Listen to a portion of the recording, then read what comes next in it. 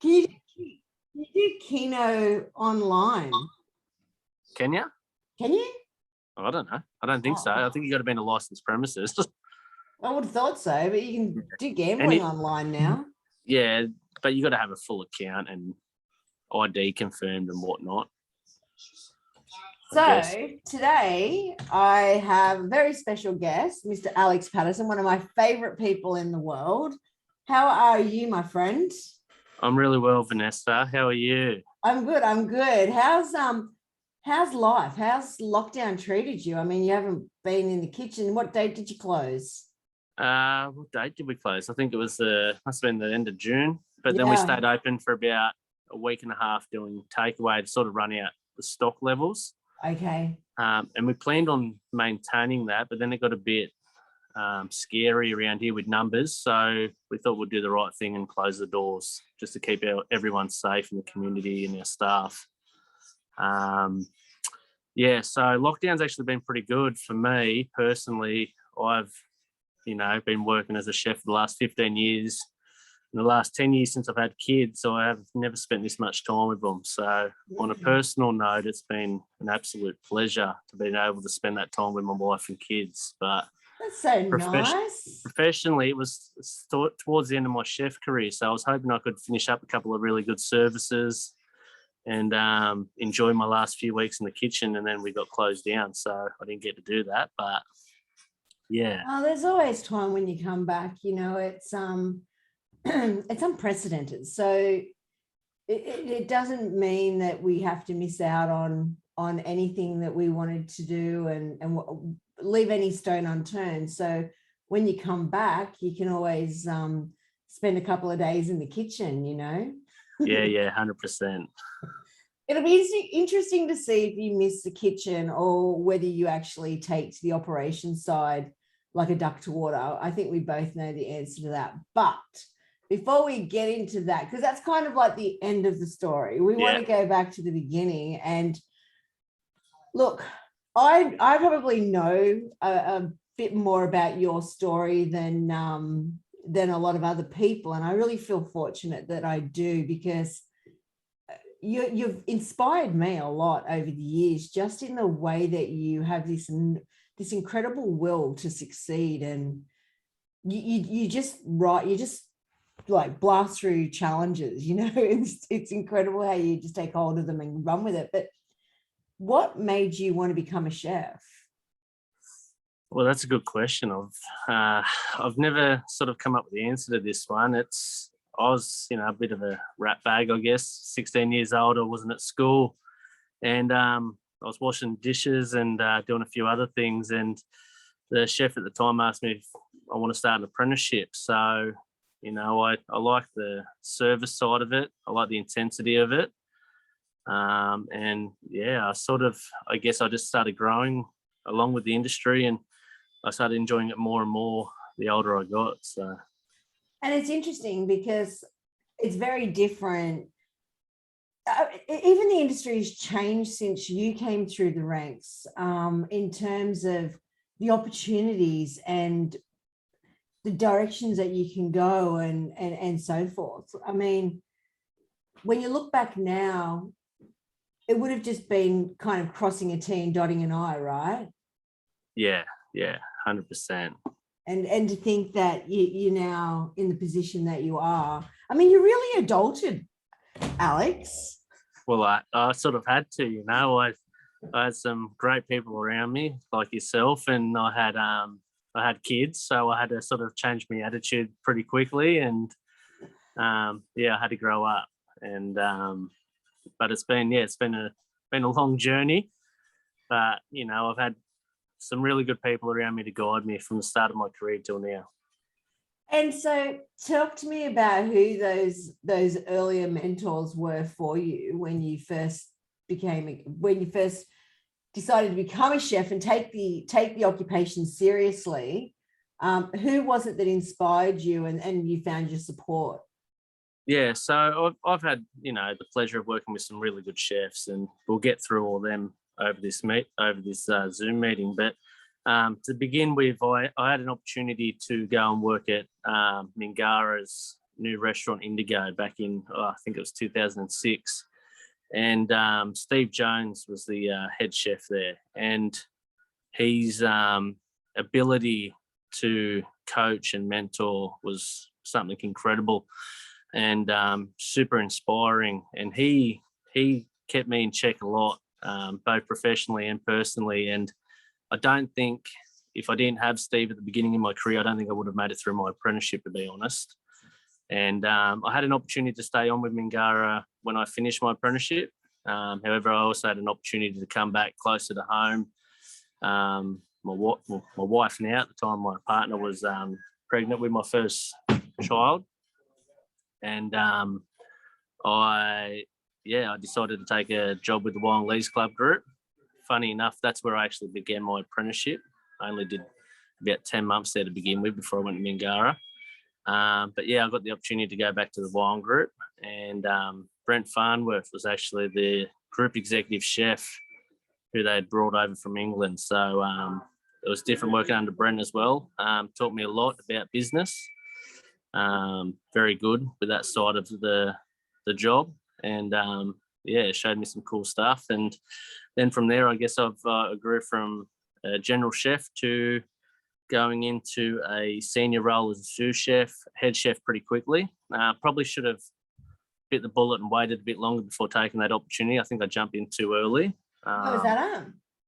That was with the Wine Group. That was down at Wally Bay or Wallara Bay. So what makes you think that you took that a little bit too early? I just don't think I was mature enough to take the job, to be honest. I think I had the ability to do it, but my experience wasn't there yet. But, I did have some good, strong people around me in the group. With, there was Brent and a few others that worked there, and they helped me along the way. I had to learn how to manage people, and that was something I hadn't done before. I'd always had the ability to do the job, but the managing of people was something new to me. So, I developed over a few years, into the point where, sorry, you there? Yeah. Yeah. Into the point where I ended up becoming the group head chef after Brent had stepped out into a different role. And I did that for the last probably 18 months I was there. And then I moved over. I took a job with the Ari to open up a brand new kitchen, which was probably the most exciting thing I did in my career. Yeah. It's where I really found what sort of not only chef but leader I wanted to be. I got to sort of put my own mark on everything from scratch. There'd been no one here before me. I had a clean slate. I had some guidelines given to me, and I had a vision from the club and from my CEO, Trevor Haynes, who's probably one of the biggest influences in my career to date, along with Debbie Condon. So they really guided me on how to take another level of leadership. And I really had to manage this business. So therefore I had to find some really good quality chefs to come in and look after the operation side for me. And that's where I work with probably the best chef I've worked with to date is Kurt Sonneman, who, we all know that Kurt and I won a few awards, and couldn't have shared those experiences with anyone any better than him. So there's probably some really good highlights up to date, especially with Kurt involved. Yeah, you have had an extraordinary journey. I think that you're absolutely right in paying homage to the people that have been of great support during that journey. Chantel Elliott said you have to remember you had the best teacher. Yes. I did have the best teacher. She had to pull me in the line a few times as well. But when you look back at it, and you mentioned Brent, and Brent's gone on to do amazing things as well, and he has got an extraordinary business brain and the way that he thinks, and you've kind of got that as well, but you've also got the creativity with food, and he has that as well. But I'm just saying, we're talking about you at the minute, but you've got a great balance. I mean, this photo behind me, just in case anyone's wondering, that's actually Alex's photo. So it's just the type of food that you're doing. And Yeah, we had a great company come in and take those photos and look after us. Food Logic and Adam Moore, and we did a nice photo shoot. And I have to say, I probably didn't appreciate the photos until I was in the club and I saw them on the front of the POS. Yeah. And they just looked outstanding. I was like, no, they do. They come up good. Are you there? Oh, there you are. Yeah. Sorry. So you went into Toukley, and for those of you who aren't familiar with Toukley, I mean, you went in there pretty much to a 1970s looking dining room. Would that be fair to say? Yeah, well, they demolished it the couple of days before I walked in here, so I knew what it looked like beforehand, and it was pretty scary. But I took a really big risk. I had to leave something I was very comfortable in and stable in. I worked for the Wine Group for over 5 years, and established myself there as well. But I was always felt like I wanted to achieve a little bit more, and like I said, it was a massive risk for me. I remember the first day I started at Toukley, I did a bit of a walk around and said, what am I doing? I got really, scared of what was to come, but, I had, a really good opportunity to put my mark on the area and, sort of establish myself in the industry.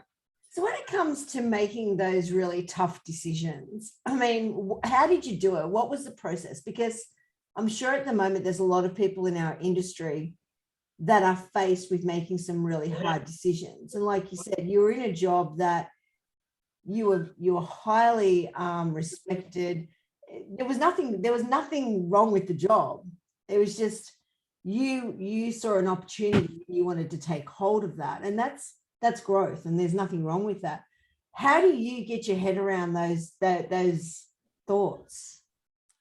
Oh, for me, I don't even know when it's going to stop, but I'm super ambitious. I just want more. So I guess I want to achieve as much as I can, and that's all educational challenges. I love a good challenge, and I think anyone that knows me knows I'm super competitive. I don't like to lose anything. So I've always been like that. I don't know what it is. It's just in my genes. So I get pretty excited about new challenges ahead, and I'm super pumped about this new role. But when I had to make those big decisions, obviously I had to get the approval from my partner and make sure I was allowed to do it first. But no, it's just I've got to take everything into account. You got to work out what you want.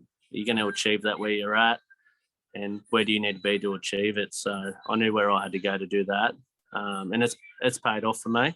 But if you don't take that risk, you're probably going to sit there, down the track and go, I should have done it.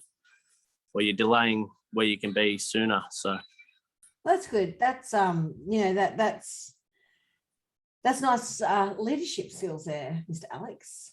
And when it comes to those leadership skills, I mean, we do our apprenticeship. What other training have you done today to help you create or set yourself up for the role that you're in now?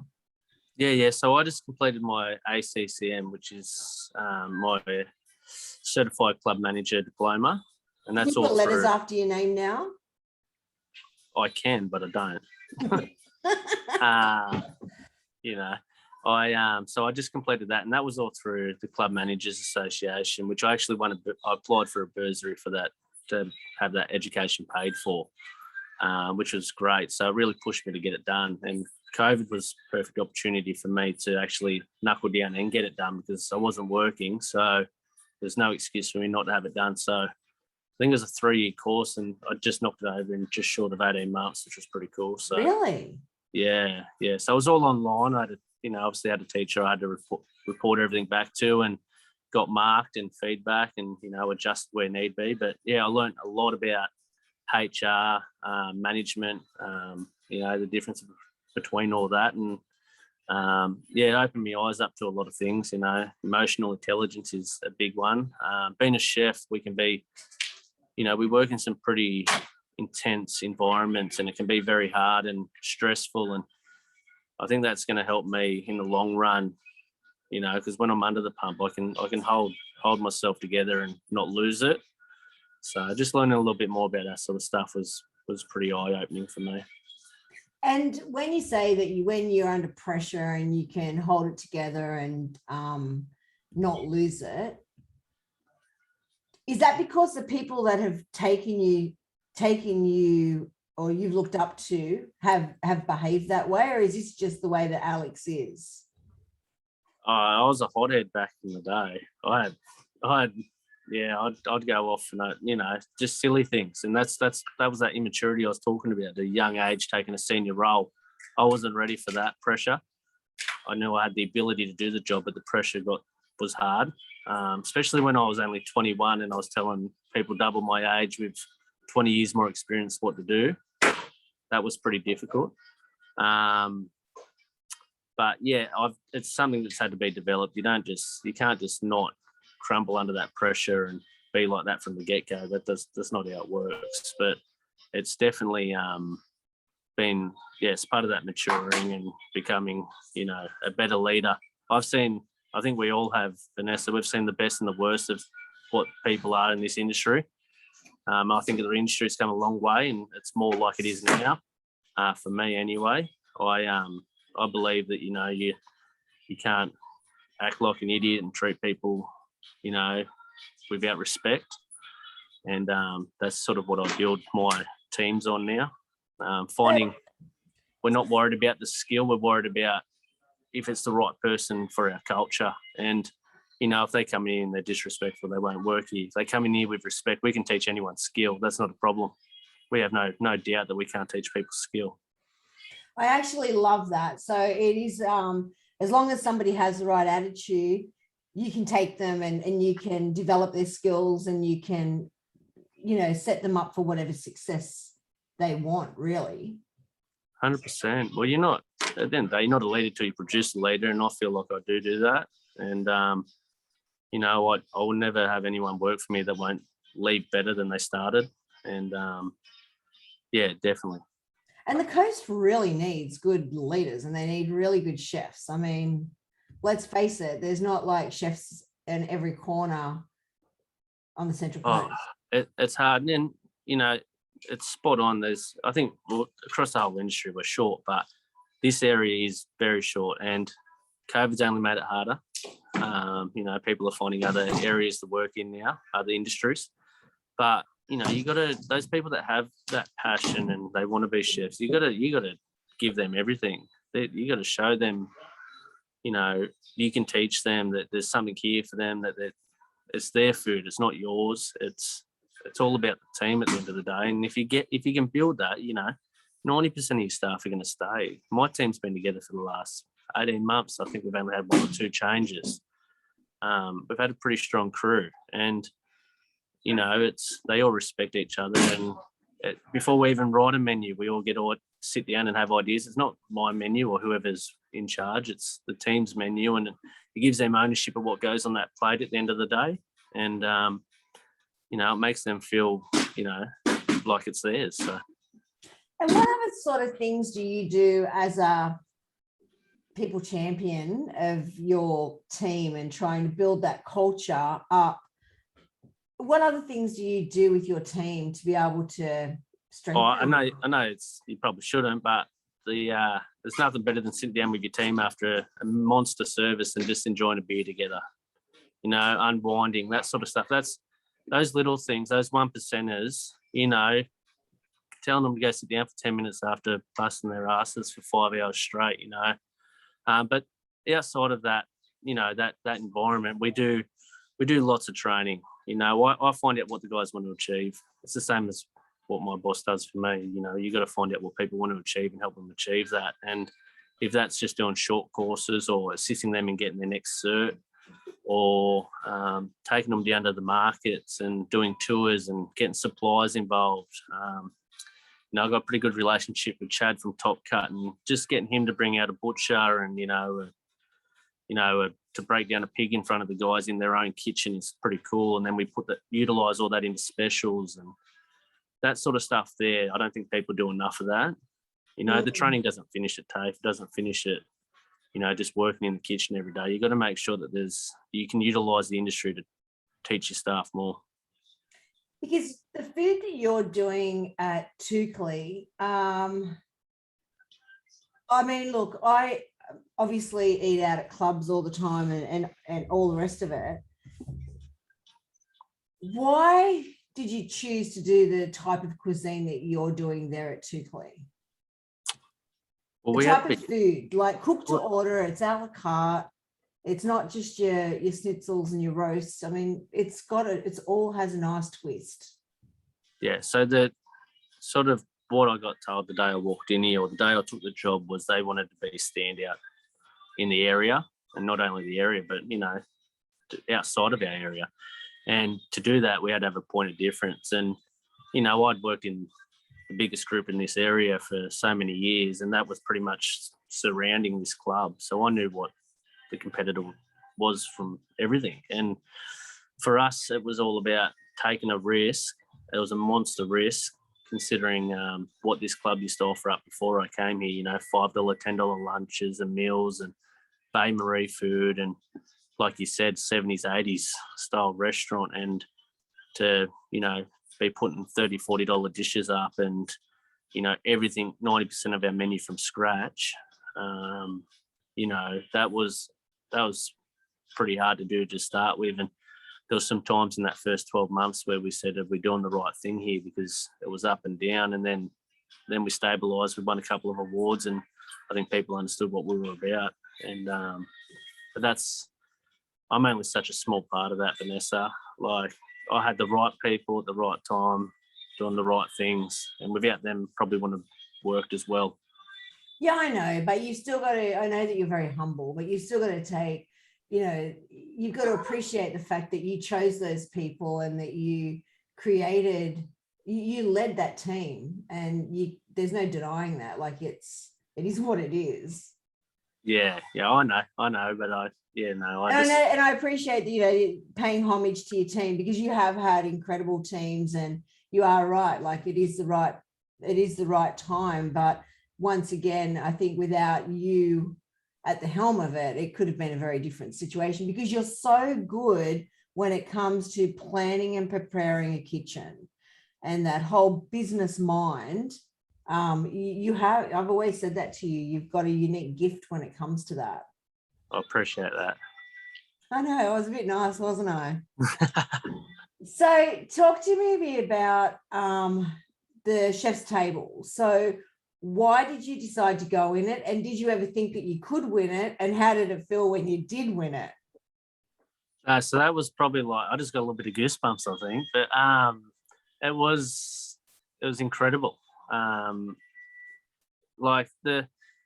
had tried to enter it once before under the old format where you had to enter, they come to your venue, all that sort of stuff. And we missed out by, I think they used to take the top 15 teams, and we missed out by half a point. We got 16th. So we didn't get the chance to cook, but we put so much effort into it. And I was just like, I'm not doing that again. It was disappointing. And, I just went to a lot of effort not to get in. So when they changed the format that you had to submit everything and then go down and do a cook-off, that was more appealing, because it wasn't limited to 15 teams in the whole state. There's over 1,000 clubs or something. So, it opens it up a lot more. So, like I said, Kurt Sonneman was the head chef here at the time, working directly under me. And, anyone that knows Kurt knows he's an incredible chef. And so we sat down and put a plan together, submitted that plan, got accepted. I think there was 27 teams maybe the first year. And a couple of them, you had Leslie Taylor, Nick Whitehouse, some of these incredible chefs. Like, it was crazy. And, but, you got to go down there, you got the band going, we're enjoying all that. We did our cook up. We're really happy with what we put up. And then at the awards night, you were there. We, out of nowhere, we knocked them all off somehow. And the emotions that ran through us was crazy. Like, me and Kurt had been mates a long time before he come and worked here. To win it with him was just, it was unreal. To have, both our partners there and our senior management and everyone in the industry that was a part of it was there. And, you know, it was really overwhelming, and, you know, it really even made us want to do more. So, and to be acknowledged, you know, it was incredible. So it was, look, it was pretty special. And I think that what I want to probably talk about a little bit about that competition is that you mentioned Kurt, and Kurt is an incredible chef, and there's no denying that. You know, I mean, he's worked in some incredible places all around the world. What was it? How do you put your ego aside and let him do the food that you guys need to do, and you take a supporting role? That's my job. At the end of the day, there's no executive or head chef out there that is in charge of a team of chefs, catering, anything like that can take responsibility for winning anything. It's the people that are working under them, and the people that your job's to support them. Now, I wouldn't be doing my job if I just took over and told him what to do. I'm there to help him and do whatever's needed to help him win, and us win, and the club win. It's pretty easy for me to sit here and say that, you know, and I knew where my strength lied. My strength lied in management of time, management of the day, you know, keeping Kurt focused, and his job was to create. You know, we both knew what our strengths were, and that's I think that's the difference when you have teams that go in there and win. You can't put two people that are creative in, and you can't put two people that are good managers in. You have to have one of each when you're in a team environment, and you obviously still got to have the ability to do, you know, whatever's needed, but you got to know your role. And do you think that then made the win so much better because you both did play your role so perfectly? Yeah. I mean, Kurt's easily the best chef I've worked alongside with the fact that we just didn't really have to talk about what we were doing. Like I don't know, you just find that with some people that you can work without all the other stuff. Like, you don't need to. We could be doing service, getting absolutely hammered one night, and he'd know that I needed him over there without me telling him. Like, you find that when you work with certain people, and he's one of the best. So. That's beautiful. Now, tell me, was it the first time you won it that you ended up going to Germany? Yeah, yeah. We won the 5 days to Cologne to the International Food Festival thing. I think we only spent 1 day there, but that was pretty big. Like, there's nothing that was relevant to Australia there. So we enjoyed the beers. That was a cracking experience. The club put us up for an extra 5 days in Berlin on top of that for, you know, bringing the award home to the club. So me and Kurt got to experience that together. We got to eat at some of the best restaurants in the world. I think 2 were top 50. Food was incredible, absolutely incredible, and it was super inspiring. So, you know, you come back from that win and that feeling, and then Chef's Table comes up again in 2018, and there was no hesitation. We were doing it. You know, we had to defend the title. That's what everyone told us.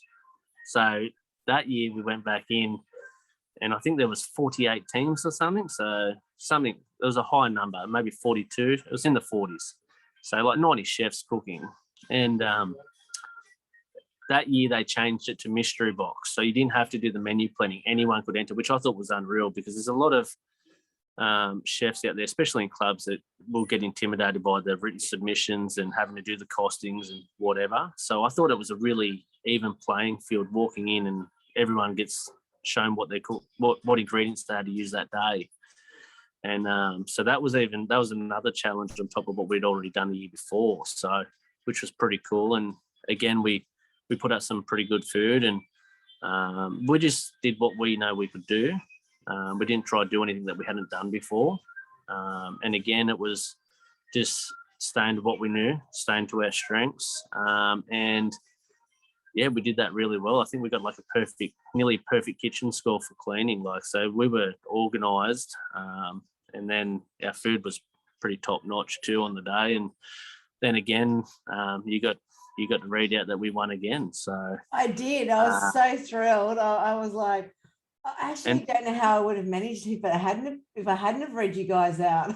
Yeah, well, so the first year was an absolute wow, no way we didn't win, but we did, and it was crazy. And the second year was more like there was a lot of expectation on us because everyone knew we were now.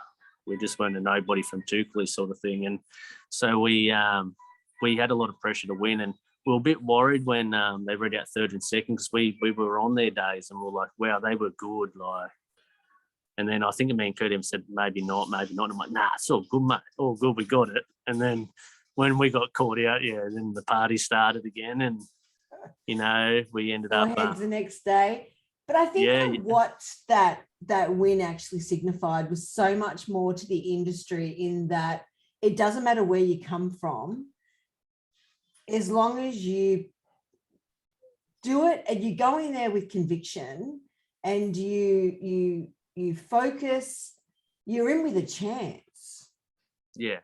So before you guys went in it, people didn't even have a clue where Toukley was. Well, the best thing was, I don't think anyone outside of Sydney had won the award before we won it the first year. Then we won it 2 years in a row, and then the last year Cessnock won it. So it was pretty good to, and it's not us against them, but it's pretty good to stick it to the big Sydney clubs. And we're a little tiny club in the heart of Toukley, and to win it 2 years in a row was pretty cool.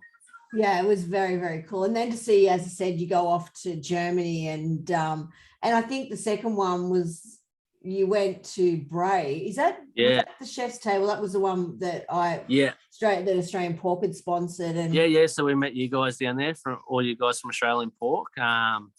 We got to go. Me and Kurt went out to Bray, then we met up with you guys before and after. But that was incredible. Dan Hunter, I think the executive chef, is out there. He's no wonder it's the best restaurant in Australia. It was. I didn't even know you could eat some of the stuff he was putting up on the plate. I love the way that I'm like, so Alex and Kurt, you're going to Bray. And Alex is like, oh yeah, cool. Kurt's like wetting his pants. He was so excited. Yeah. He couldn't wait. Yeah, I was just keen for a treat. That was so impressive. But we drove from the city. I think it was like a 2-hour drive inland. I'm like, where is this place? There's nothing here.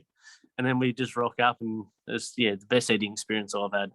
So that's pretty impressive. And I think we did a long lunch. It was ridiculous amount of courses. I didn't think it was ever going to end. We did that many bottles of wine. And then you stayed out there the night as well. Yeah, that was cool. I had a bee in my room. I had to lock it in the bathroom so it didn't sting me. But that was I was ringing Kurt going, there's a bee in my room. But anyway. So tell me, other than the Chef's Table, what's been the biggest standout of your career? What are you most proud of? Oh, I'm most proud of opening Ziva. That's that's the most stressful time I've ever worked, and I was lucky enough to have the right people around me. But if I didn't pull that off, who knows where I'd be? I'd probably still be, pushing myself to get other jobs. But it's sort of that started me on my path to where I am today, big time, that one. And just the fact that when you opened it, you're making your own bread, you're making your own pizza, because you've got a pizza space at the front of the restaurant. Yeah. Then it's an open kitchen, and you're doing all of the food to orders. And how many people do you do in a seating there? On a busy night, you do, over 400. So it's, it's a good night. The restaurant sits, I think, 220, 230 now. And then you've also got the rest of the club where people can dine in. And we're also, at the moment, renovating spaces for more dining, which is great. So it's only going to get busier. So, but yeah, no, we do some big sittings. How do you see food or dining experiences changing coming back from COVID? Oh, well, we're looking at that. So we'll be doing table ordering, contactless. We're about to get on board with a table ordering system, which we're hoping to have up before. We're looking at the 18th, but now it's the 11th, so we might be, right around that time. So we'll just have to put that out slowly into different areas. But yeah, definitely, you won't have to line up and things like that. We're trying to get people to order so they don't have to leave their seats, that contactless payment. It's hard, but because, we're obviously not there yet. Yeah. And then in terms of communicating that out to your members to make them feel safe, because Toukley has quite an older or a senior, it's a senior demographic, right? Yeah. How do you make them feel secure enough to come back in to the club? Yeah, well, we got a lot of communication channels to our members. I don't think it's too generic what we do. I think we really put our own personal touch on most things. To begin with, I think it's going to be pretty hard to begin with, Vanessa. People are going to be hesitant to come out. Some aren't. These restrictions are going to limit who can and who can't. So that's a bit of unknown, but we always make them feel safe. Our members, a lot of them are older, and a lot of them that don't have family around will come here when they're sick because they know that we'll look after them, or they will, they rely on this club to help them. So I don't think we have, we just put a big sign up at the front of the club, heart of your community, and that's what we are.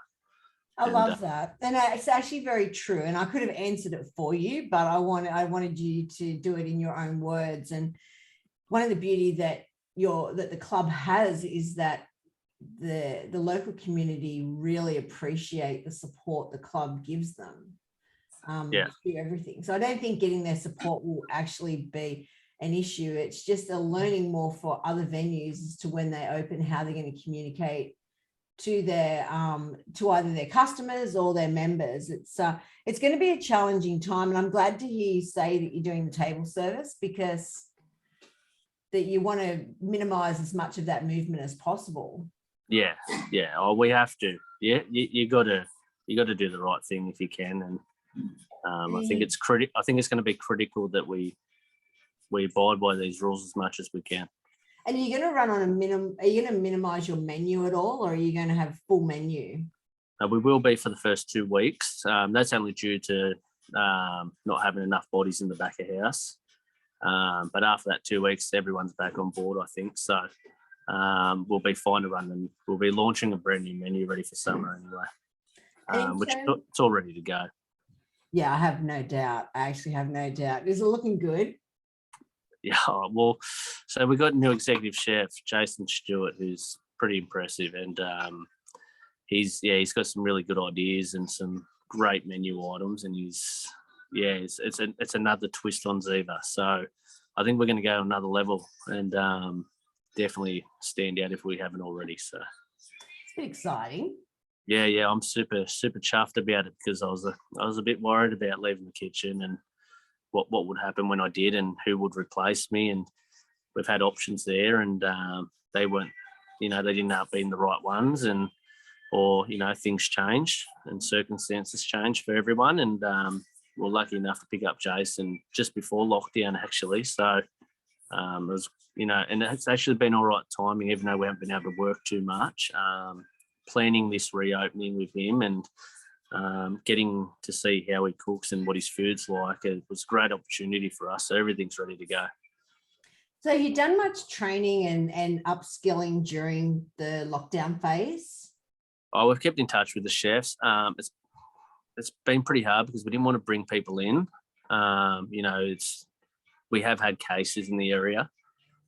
So it's been, the right thing to do is not to bring people in if we don't have to.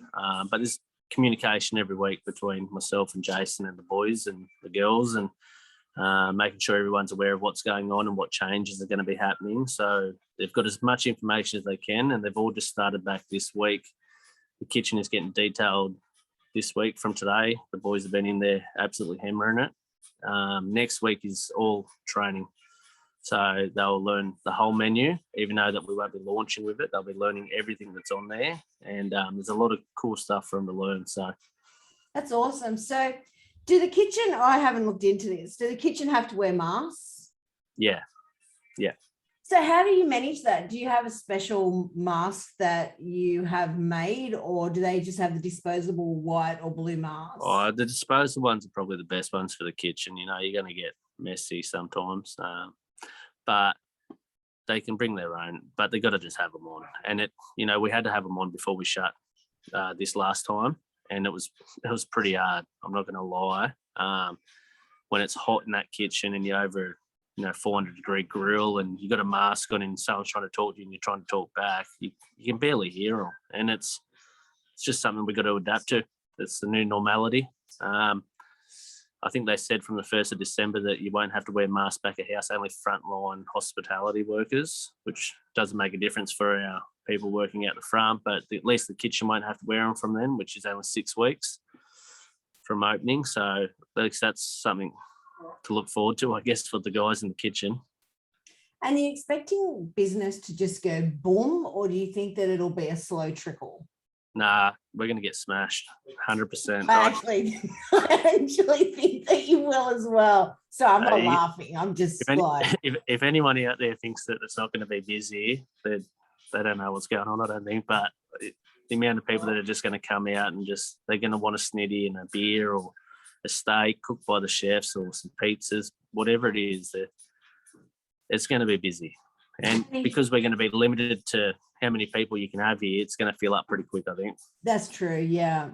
And are you going to have any sort of restrictions on out of area visitors? I'm asking for a friend. Oh yeah, no. I think the first 2 weeks we're only allowed. I think Sydney people can come up, but we're not, because we got classified back into that Sydney part now. We're Greater Sydney again. We're not regional, which was a bit confusing. So yeah, no one from, I think, past Morisset can come here, but anyone from Sydney can come up, which is a bit silly. But oh really? Yeah, that's for the first 2 weeks until 80%, and then once 80% hits, I think it'll be within 2 weeks, they said. Once we hit 80%, then I think it's a free for all anyway. Besides, if you're not vaccinated. Yeah. So you guys, question without notice here, are you guys making a lot of your own desserts now? In the restaurant, yeah. Yeah. We always make the desserts in the restaurant. Not in the cafe, but that's all pre-bought in high quality products. Yeah. Well, it kind of makes sense in the cafe, but in the restaurant. So in a club, when you are talking about meals that are quite a substantial size, how do you bring that awareness piece around trying to sell desserts? Oh, it's hard, but you got, again, it just comes back to communication. The girls, we got a really good front of house team, and they know, when they're going to clear tables, they know when to ask how the meal's going, checking on the customer, remind them that we have a dessert menu. We've also in the past had little printouts of the dessert menu that we'll put on the table when the girls are clearing. Oh yeah, that's a good idea. But with this table ordering system, once you go in and order on it, and it'll go through the kitchen, we can pop up reminders to those people, when their food's going to be ready, or we can send them messages like, have you looked at the dessert menu, or things like that, which we're going to be working on how we're going to tailor that. But it all work, and we've got to really try maximize all the revenue we can when we reopen, because we're going to be busy, but we're not going to have 400 people in the restaurant. So because when you've got table service, it's probably a good opportunity to be able to have that time to communicate with customers as well about what other things are available on your menu. Yeah. You just got to they got to be able to see it. So, like you said, we have those pictures always rolling around of our menu items. We have everything out in front of them so they can see. Like the girls will put down a menu as they clear, and it entices people to order if they weren't going to. And are you having the the scan where you scan the menu and then you read it on your phone, or are you going to Yeah, have? it's on it. That's on every table, but we also have paper menus as well that are disposable. Okay, and then you just throw them out after every service that when they've been used. Well, the customers, it's theirs. Once they touch it, it's theirs. Are you going to put nice pictures on it as well? Yeah. We put all our menu items on there. That's pretty Well, cool. not all of them, but all the borders. It's our food. Yeah. And what other things do you sort of see changing in terms of how's suppliers been? Like, are you finding that they're going to be fully equipped, ready to go to be able to supply as soon as you open, or I how's think that working? so. I think so. A lot of that conversation Jason's been having with the suppliers, but he hasn't told me that they had any trouble with anyone. I think a lot of them have been ringing up the last week or week and a half and just saying, are you guys going to be getting this sort of stuff so they can start ordering up? So we do use some pretty big suppliers. So I dare say they'll all be ready to go. Yeah. And I suppose, between now and by the time we open, and then no sooner will it be Christmas. How do you see Christmas being this year, given that the chances are the borders may not still be open, that people will be heading to the Central Coast for holidays? Well, I hope they do. This area, well, every area, I guess, but, I could be selfish here, but I'd love to see this area just start booming like it was a couple of years ago.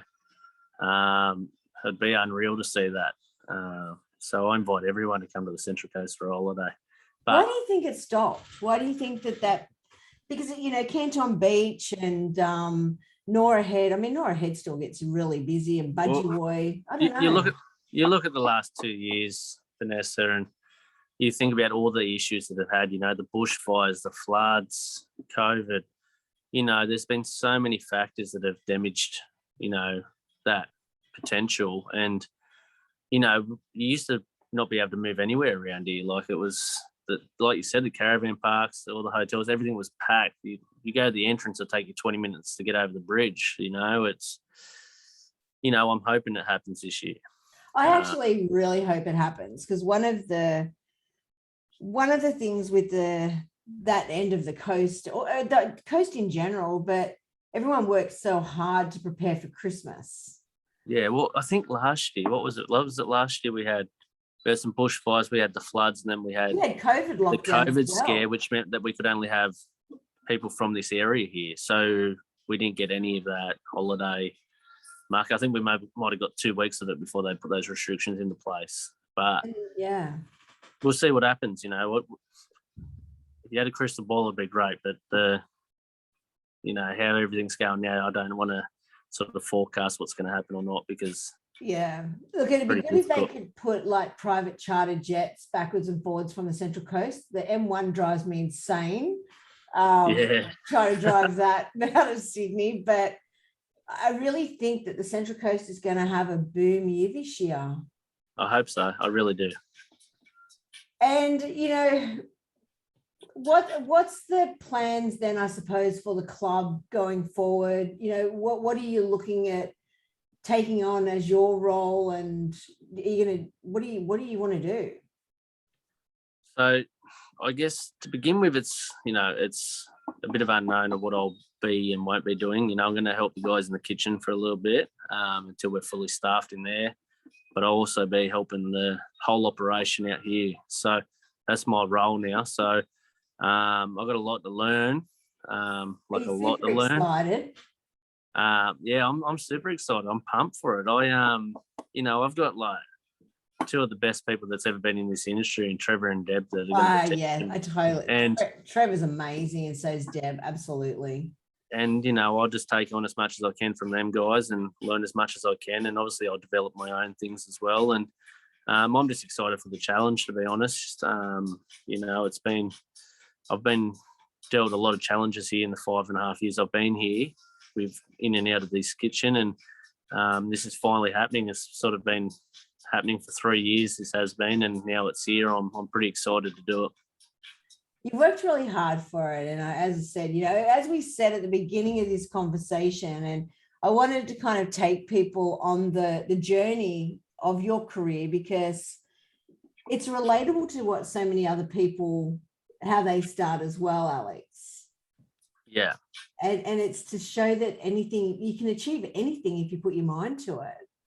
Oh, hard work pays off, definitely. I mean, hard work, and yeah, and if you put your mind I do to believe it. in that. If you want something, you can get it. There's no ifs or buts about that. And you got to take risks, and you got to have the right people around you. And probably something I haven't said too much about in this this interview is yourself, Vanessa. You've guided me through all the ups, all the downs. You've really, I remember when Toukley offered me this job, I called you straight away. I said, do I need to think about it? And I had a really big conversation with you on the phone, and you really got me to see it in black and white with no grey area, and helped me understand what potential I had in coming here, and not only that, but what I was leaving. And you've always been there to help me develop along the way, and you've helped me with my networking and got me involved in a lot of industry events, which I'm very thankful for. And a lot of people probably wouldn't know me if it wasn't for you. So it's a pleasure to have you in my corner, and the industry needs more people like you. Oh, you're just sweet. And thank you for saying all of that. I mean, I think I said in my introduction, I'm like a proud mama bear. And I'm not old enough to be your mother, just quietly. But just to have watched your career, and I think Chantel would be exactly the same. She's obviously seen you grow from a pimply little teenager to doing the adulting that you are today. I mean, yeah. I've come a long way. I've come a very long way, I think. Your mum and dad must be so proud. Oh, I'm sure they are. Yeah. Do you ever get out on the boat with your dad and go prawning and stuff? I just spent 3 days over the weekend. Prawn season just started. So I went on Monday night with him, and we got over 100 kilo, which is pretty good. It's the best dig of the season to start. Dad's always gets the first catch of the season out of all the fishermen, which is cool, and I got to be there for it. So that's so good. I haven't been out on the boat since I was a kid. So I've actually had the opportunity to go out. That's another thing that's come out of COVID. I got to go and do that, and my dad went through a bit of a hard time this year, so it's great to go and spend some time with him. Oh, that's beautiful. And what were the prawns like? Oh, unreal, sweet, tasty, nothing better. There's no prawn better. Prawns. There is no prawn better than Tugger Lake's prawns. I don't care what anyone says. I totally agree with you. I go up there just to go to the co-op because I think that's where I've just been so spoilt for prawns that I've not been able to find them as tasty, as sweet, or as beautiful anywhere. Oh, they're not a big prawn, but they're bloody tasty. I know. My mum actually likes peeling them, so that's all. That just means I've got the girls doing it now. They absolutely love them, but they know they've got to peel their own now because it takes me too long. Well, I hope that your dad has a great season this year with with the prawns. And yeah, I think he's in for a big season by the look of it. I wonder why. I don't know. Moon might have aligned with something or other, and it's all just just coming together. Last year was their best season in a long time, and that might have to do with the channel opening up a bit. But I think I'm hoping he has a really big season. So. And on that note, tell me, you've got a table and you can have 10 people around it for dinner, anyone you want. Who would be your 10 people and why? Who and why? And they can be past, they can be now, or they could be the future people that you haven't even met. Oh, it will definitely be my grandparents if I could have them there. It's been a long time since they've been gone. I was only a kid back then, so definitely them. I just spend as much time with my kids as possible and my wife. I can't leave Jade out, so I'd love just to have my family together. It's been a long time since I've had all my family together in the one spot. It's been years now, but outside of that, Vanessa, if I had to pick people from the industry, you'd be there. Steve Jones would be there. My best mate Lucas would be there. If it wasn't for this industry, I would have never met Lucas. So, how good's this? He told me yesterday I get to be his best man at his wedding. So, Oh, it's pretty really? cool. So, that is so beautiful. Little Lucas is growing up. Shout out to my main man. That was all my doing as well. He knows that. So, but there's lots of people I'd have there, Vanessa. But I'd love to have all my family together. It's actually amazing how our priorities have changed. Once upon a time, we'd be like, we want this person, we want that person, we want this. Everyone now is just the same thing. I want my family together. And I think that if anything at all comes out of this COVID situation, it's just enjoying Christmas together as a family will be incredible. This year, we're actually eating out for a change. We're not cooking at home and mucking around. We're going to go out. No, I don't blame you. So it'll be, I actually said to my mum, who I thought I would have a massive challenge with, I prepared myself and everything for the conversation. I said to her, so Mum, this year, I think we should probably start to talk about Christmas. How do you feel about going out for lunch and we just get everyone to come along? No dramas, no anyone having to do everything. She said, I love the idea. Let's do it. And I was like, I love that. Yeah, no, I definitely think that's the way everyone's going too. We're lucky enough here we don't open on Christmas, which I think's unreal because I think everyone should enjoy time with their families. I think hospitality people work enough, but that's one thing I love about this place is I don't have to worry about going to work on Christmas Day, and your kids you need to be there for your kids on Christmas Day, and they absolutely love it. So yeah. And what are they going to get for Christmas this year? Oh, probably can't say because they might be watching. I'm sure that there would be your number one fans out there, but I'm sure Santa will be looking after them. I can't believe how much they're growing up. Oh, no. My eldest is 10 and I'm a bit worried about the next couple of years. So she's a good kid, but I tell you, I'm a bit scared. I'm more scared of them going through their teenage years than COVID or anything. So you'll have to be the chaperone on the date. It's not that she'll be dating for a while, but you know what I mean. Like when the time comes for her, you'll be out there. You'll be the chaperone. Don't worry. If you've seen Bad Boys too, there'll be a bit of that happening. So you're funny. Well, we're just about out of time. Is there anything else that you would have liked to have said that I haven't touched on or that we haven't had the opportunity to talk about?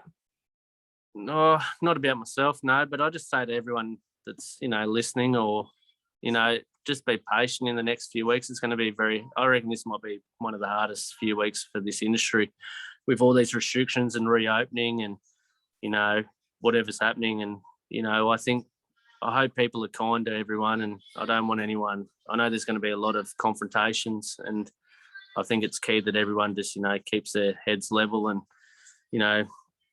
just look after your own health too. So. And your own mental health as well, right? Mental health. Yeah. 100%.